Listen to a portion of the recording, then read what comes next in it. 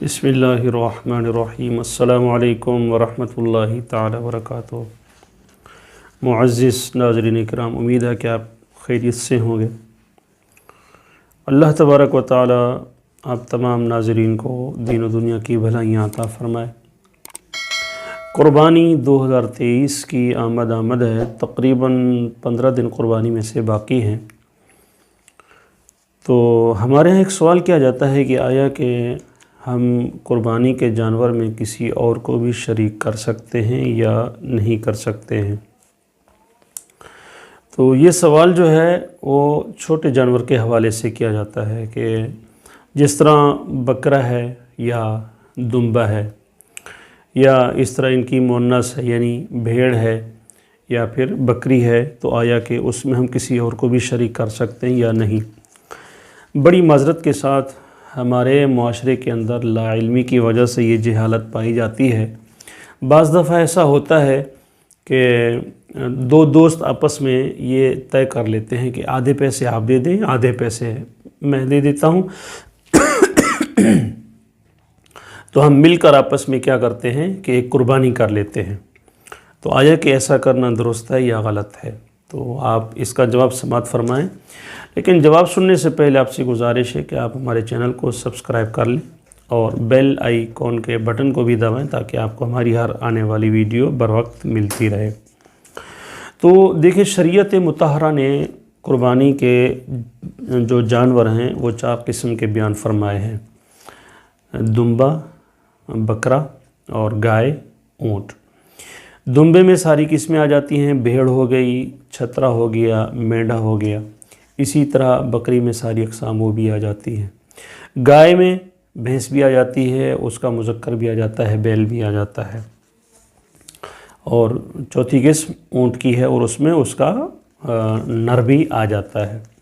اب یہ جو قربانی کے جانور ہیں، چھوٹے جانور، بھیڑ ہے، بکری ہے، دمبا ہے، مینڈھا ہے، چھترا ہے یا بکرا ہے، آیا کہ اس میں کسی اور کو شریک کر سکتے ہیں یا نہیں کر سکتے ہیں؟ دیکھیں، یہ جو چھوٹے جانور ہیں، چھوٹے جانوروں میں آپ صرف فرد واحد ہی قربانی کر سکتا ہے۔ اگر کسی نے ایسا کیا کہ 2 دوست آپس میں مل کر انہوں نے ایک بکرا خرید لیا اور یہ کہا کہ یہ ہم دونوں کی طرف سے قربانی ہے، تو کسی ایک کی بھی قربانی نہیں ہوگی۔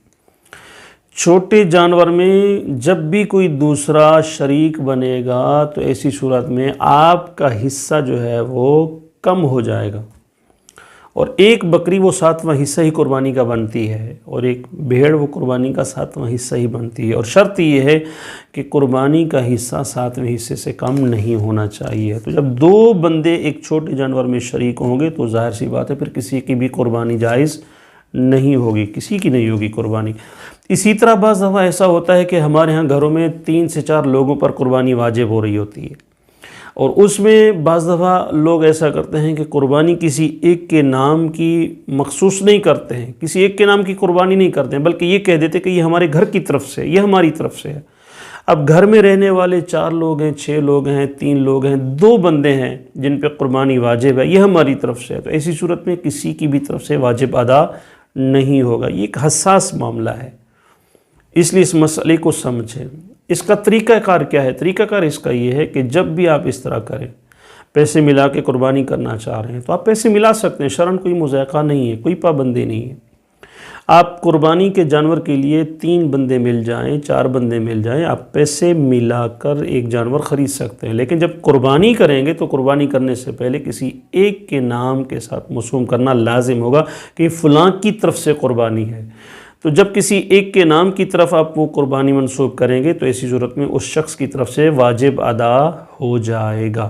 اب رہا پھر معاملہ کہ چونکہ آپ حضرات نے پیسے دیے تو آپ اس میں سے گوشت کو جو ہے وہ لے سکتے ہیں، کوئی مسئلہ نہیں ہے۔ امید ہے کہ مسئلہ سمجھ آ گیا ہوگا۔